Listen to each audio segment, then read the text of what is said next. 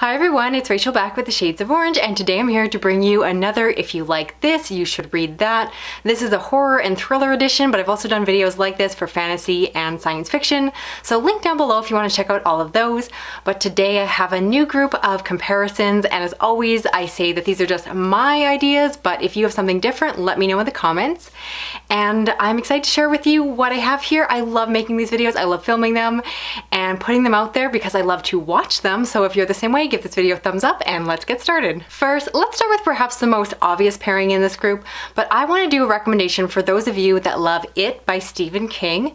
This of course is the iconic coming-of-age story about a group of friends who have to go and fight the evil of the town, and through that they come of age, and the story of course goes from there, as everyone knows. Now I will say that there are a lot of different books that I can compare this to. A lot of books are written very much to be a nod to that original work, but I think the easiest and strongest comparison, and I fully admit I'm probably not the only one online who has made this one, is to also read Summer of Night by Dan Simmons. This is another story that follows a group of boys during their summer. They get out for the summer break and there's something going on within the town. You follow each of the boys and the story progresses from there. This one, once again, is very character focused, so you spend a lot of time with the characters before the horror elements really ramp up, and it's very slow paced. It has a similar narrative structure, very much a story filled of nostalgia, boys growing up, the dynamics between the boys, good and bad, how they work together, how they fight, and so forth. And I definitely could see inspiration from It within this book when I was reading it, and again it's very large, it's very chunky, so if you love something like that, this one is another great summer coming-of-age story that is definitely going to be reminiscent of It for anyone who loves that one. Next, let's talk about Only the Good Indians by Stephen Graham Jones, and this is a story that follows a group of men from the Blackfoot tribe. Years ago they went on this hunting trip and something went terribly wrong, and they believe that they left it all behind. They kept it secret and moved on with their lives. However, now in the present day, they are slowly getting picked off or targeted. They are seeing the image of these deer and they start to worry that something is following them, that what they did in the past has consequences and is now catching up with them. This is an incredibly dark and gruesome and really clever book. It is an Own Voices Indigenous story, so it brings a lot of the cultural elements within the story, so you get the on reserve perspective. And then you also get the absolutely creepy horror elements. There's lots of psychological horror within this one. It has a very distinct narrative style, which often can be hit or miss with different readers. So I do recommend the audiobook version for this one because I found that that one really brought the dialect to life. And for me, it's one I've definitely come to appreciate and enjoy. And so I'm happy to have a book that I do think has some comparisons to it. It's not an exact copycat, but if it was, that would kind of be a cheat. The book that I want to recommend today is Indian Killer by Sherman Alexie. And this is more of a thriller than a horror book, but while it has a different premise, it did give me similar vibes in terms of tone and of course the cultural elements. So this once again is an Indigenous Own Voices story. So within it, you have a lot of commentary about what it means to be Indigenous or Indian today in United States, and so that is really brought to life within the story. Basically, we follow a young man who was originally raised by a white couple, even though he himself is of Indigenous descent, and while they did their best to raise him, he feels very resentful about this, and then as an adult he decides to go on a killing spree, or rather become a serial killer who targets white people. He is known as the Indian Killer not because his race is known, but rather because of the way that he kills his victims, or the signature where he actually sculpts their hair afterwards. And so you follow him and you get his perspective, which I really enjoy within a thriller book like this, where you get inside the serial killer's head, you get to understand his psychology, or at least attempt to understand it. And this one once again is very dark and gruesome and has a lot of interesting social commentary to say. It also has a perspective of a young woman who's attending a college and taking Native American studies. And again, this book is just very topical. It does not hold back anything. It is very punchy and I like it quite a bit. So again, it's a different book. It's not the same plot, just rehashed in a different form. But while it has a different narrative, it has a lot of the same tone, the same narrative voice that I was looking for. And so I think if you enjoy Only the Good Indians, you'll really enjoy this one as well. Next, let's talk about Anybody Home by Michael J. Seilinger. This is a book that is a very unique home invasion story. This is a story that is told almost through a production format or narrative where we as a reader are listening in fiction as if we are watching this screenplay take place. It's told in the second person perspective, and we follow the story from the perspective of the home invaders as they are going into this house. And like I said, this is not just a crime, this is not just a job, this is a production they're putting on. And the narrative is so bizarre and creepy and strange, and it goes to some really difficult places. This is one that is actually written based off the author's real life experience with a home invasion, and they used that as the inspiration to write this. This is a piece of fiction, but knowing that it is drawing on real life events, even just on the surface level or the starting point for the story, is absolutely terrifying and definitely upped the scare factor for me when I was reading it, because so often with fiction, we just suspend our disbelief, we put ourselves in these imaginary shoes, but I couldn't help but think about the actual author and how this book must have been very difficult to write, hopefully a little bit cathartic, strangely, maybe, I don't know, of trying to tell their experience to other people and to share that with the world. And so it's a very unique book, so I am surprised that I actually do have a recommendation for something that gave me similar vibes and similar setup. So the book that I want to recommend is 3 Nights in the Pink Tower by E.V. Knight.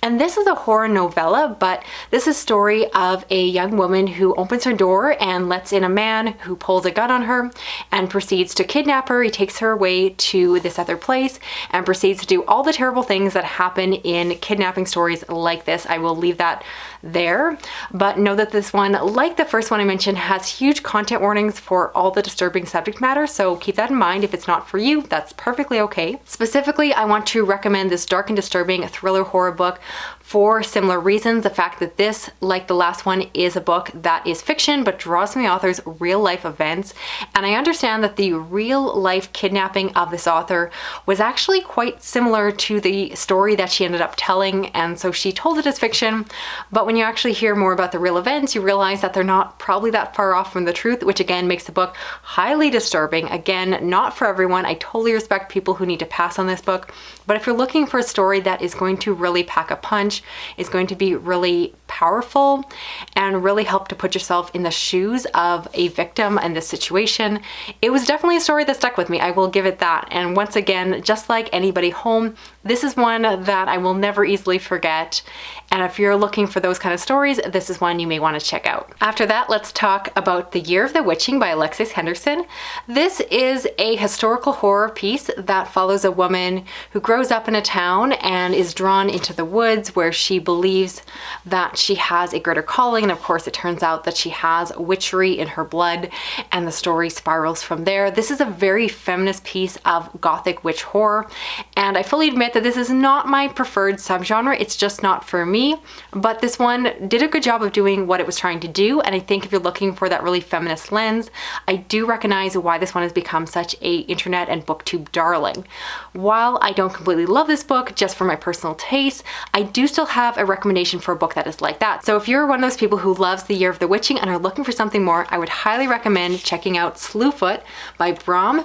This is a novel that is told in a beautiful formatting, which I'll get to in a moment, but the actual story is set in this Puritan colony. We follow a young woman whose husband died, and so she is told to go and marry someone else. She is very reluctant to do so, and by resisting the will of the leaders of this colony, she is put to be quite an outcast and perhaps is a witch or just someone on the outside. And within the story, there's also a creature, a monster named the Sleepfoot, who also does not fit in with society, and the two of them together form a very special bond.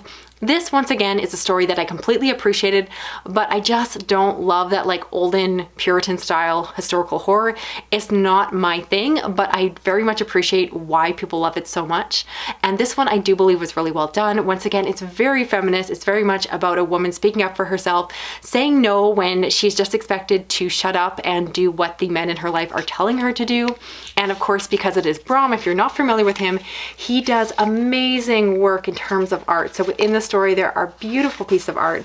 I'll just show the first to leave it all a surprise beyond that, but I do recommend actually getting a hold of a physical copy, or at least a copy with the actual photographs within it or drawings that he does, because it's really a beautiful piece of art. So highly recommend this one. I think that if you love Puritan horror, this is a must read. From there, let's talk about Blacktop Wastelands by S.A. Cosby. And this is a pretty popular book, but if you don't know, this is a crime thriller that follows a man who has a history of crime. He has turned away from that. He has tried to take the narrow, straight road because he now has a family. However, when they get into financial trouble, he does decide to do one last job and is pulled back into the world of crime in order to help his family. This is a very classic story in terms of the trope of what a father or a parent will do for the sake of their loved ones. And I think it's a very compelling story. In terms of the narrative, it's much more of an action-based story than the more psychological stories that I normally prefer when it comes to thrillers. So this was not entirely up my alley. But if you love to watch movies like this and are interested in a book form, this is definitely one that you may want to check out. And I think a lot of you have already. I think this one is quite popular. And then I proceeded to read another thriller that definitely reminded me of this one. So if you enjoy Blacktop Wastelands, I would also recommend reading Devil Take Me Home. And this is a story of a young father who is married and loves his young daughter, but they find out that she is sick with a very dangerous form of cancer and her treatment is just about going to bankrupt them. And they really come to the point where they no longer have insurance and they have to decide how to possibly continue her procedures without having money. And so he turns to a life of crime. He gets connected with someone who turns him into a hitman. He starts taking jobs and gaining money, and he does it all for the sake of his family. So from the plot and synopsis, you can probably guess why I'm connecting these two books together. Both involve a father and the lengths that they will go in order to help their families. I think that both of them have setups where it makes sense why they would feel so desperate. And then the story proceeds into an action plot. So with both these books, I find they're very action-based. Blacktop Wastelands is more involved with cars, and this one is more strictly about hitman. But if you enjoy those narratives, if you again love to watch those movies and would like to read something similar in a book, these are ones you might want to check out. They're just again not personally for me, but I definitely saw the comparison between the two, so I wanted to make that connection here. And finally, I want to talk about Ace of Spades, which is a young adult thriller. Normally I lean towards reading adult books, but every once in a while something in the YA category just catches my eye. This one was described as a Black-owned voices retelling of Gossip Girl, which happens to be one of my favorite TV shows as a teenager, so I was very excited to check this one out. Basically, it follows the perspective of a few different students, particularly Black students that are attending this very fancy private school. They are trying to finish up and graduate from high school, and in their final senior year, there is someone who starts giving away and telling their secrets, and it seems like someone or some people within the group are trying to bring them down. And so within the story, we follow them as they're trying to figure out who is behind these mysterious gossip messages and who is just trying to get revenge on them and why are they doing this. This is one that I had so much fun reading because of the fact, again, that I love Gossip Girl. This one is, as the title suggests, very gossipy and very fun, and I got completely wrapped up in it. Again, I normally prefer adult books, but this one was just so addictive. And I was really surprised that I actually found another book that had similar vibes, and I would definitely recommend that one if you enjoy Ace of Spades. And the book I want to compare it to is The Weight of Blood by Tiffany Jackson, and this is another young adult book, although this one leans more towards horror, while that one is a thriller. And basically within the story, we follow a Black student who once again is graduating, and within her school, this is set in the near present day, but still at the point in North America, or specifically the US, where there were still segregated proms. So there was a prom for the white students and a prom for the Black students. And I'm not talking about years ago, I mean like within the 2000s, this was still happening. So this is set in that time period, and we follow a student who is approaching graduation, and there is a lot of kerfuffle about whether or not they should combine the proms, and there's a lot of resistance to this one. And so within the story, we follow them, and they start to get targeted. This person is a little bit of an outsider, they don't really fit in, and the story leads towards the events that happen at prom. This is a retelling of Carrie, which isn't necessarily my favorite Stephen King book, but I happen to really love this retelling. I think it's very rich, and it definitely reminded me of Ace of Spades for a few reasons. One, of course, being that Black-owned voices perspective, but also the fact that it's this very gossipy book that's all about teenagers and who likes who and all of that going on in the background, all the things that make me just not miss high school at all. Am I the only one out of high school that does not miss those days? But regardless, I thought that this book was very addictive, and of course, both books actually lead up towards prom and graduation, and so they have very similar narratives, but neither one feels like a copycat of the other. They're both their own story. but they're both really good. And so again, if you read one and you just want something like it, this is another one to go check out. I thought it was so much fun. And again, this is one that even though these are young adult books, I do think they have some all ages appeal because they're just really fun stories. So that's it for this video here. I'd love to know of the books I mentioned, which ones are you planning on checking out? And give me your feedback on the comparisons I made. If you disagree, that's okay. Leave me a comment. If you have a better pairing, that's all right. Let me know what that book is. And if you'd love me to do this once again, let me know that as well. If you're new to my channel, I do read a lot of horror, thriller, science fiction, and fantasy. You can give this video a thumbs up if you enjoyed it. You can drop a comment, even if just a little emoji like a ghost or a vampire. And if you want more of these videos, you can make sure that you're hitting that notification bell so that you don't miss the videos as they come out. Thanks so much for watching. I'll talk to you again soon. Okay, bye-bye.